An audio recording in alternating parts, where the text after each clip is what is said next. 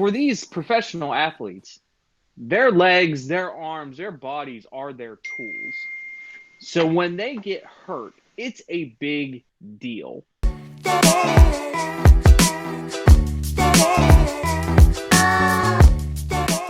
I was listening to the John Boy, the Yankees, Talking Yanks podcast, and they were talking about how Gleyber Torres, player for the Yankees, strained quadricep, strained and hamstring.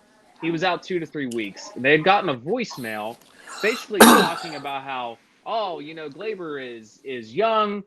This shouldn't be happening to him and all this stuff. But I wanted to kind of talk about how, for these professional athletes, their legs, their arms, their bodies are their tools. So when they get hurt, it's a big deal. And this is kind of towards you, Sam, because you work, in a labor industry where if one of your tools break down, there's a problem, right? So when Gleyber has a leg problem, it's more than just it's an ache and pain. It could lead to something catastrophic later, and you have to take 2 to 3 weeks off. So, Sam, talk to me a little bit about your thoughts on that. Big thing there is, I mean, these guys, and I see it different. They're professional athletes, and I feel like a lot of this stuff comes from maybe them just wanting to hold back on expressing their pains to their trainers, before it becomes a big issue. Sometimes stuff just happens.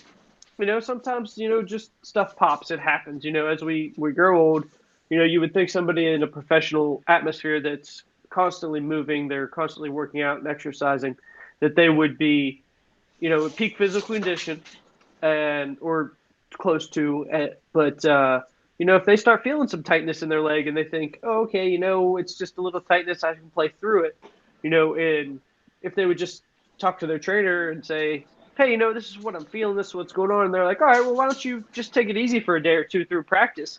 You could maybe avoid the whole thing. But, these guys they're young, they're up and coming, they want to make a name for themselves. So I feel like they think that they can muscle through everything, and that's why we're seeing these injuries now.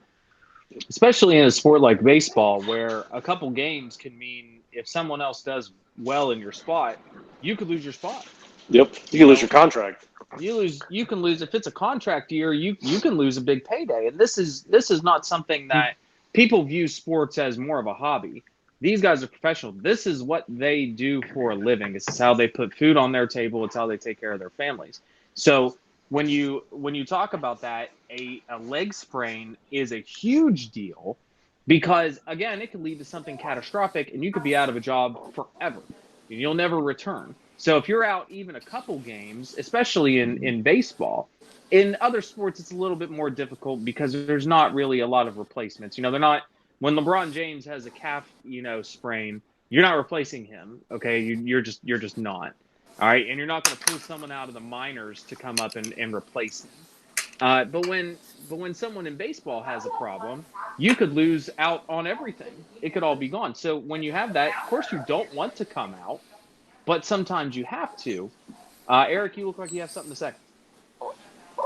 Well, it actually leads to a bigger question here about youth sports in general. These guys now are throwing more and playing more in the offseason than they ever have, well, actually human beings have ever in the history of sports. So it actually leads to that question of overuse, and does that lead to more injury later on? The Yankees have seemed to have a soft tissue issue for the last 2 seasons. I've never said, well, it was a historic. They had the most people on the injured list in the history of baseball last year, and then they kind of did it. They're kind of going down the same path again. Although this year's weird because all over the league, injuries are up, especially with pitchers. They compared the first 40 games or 35 games or whatever it was last year.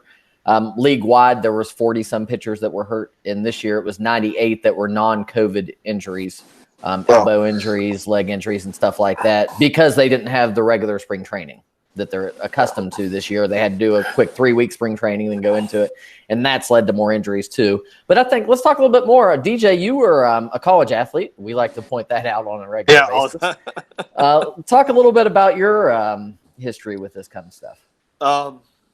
Well, I had issues in high school with what they call as a stress fracture on the inside of my ankles, and that was because we didn't have the right track. We had a cinder track. I ran on all 4 years.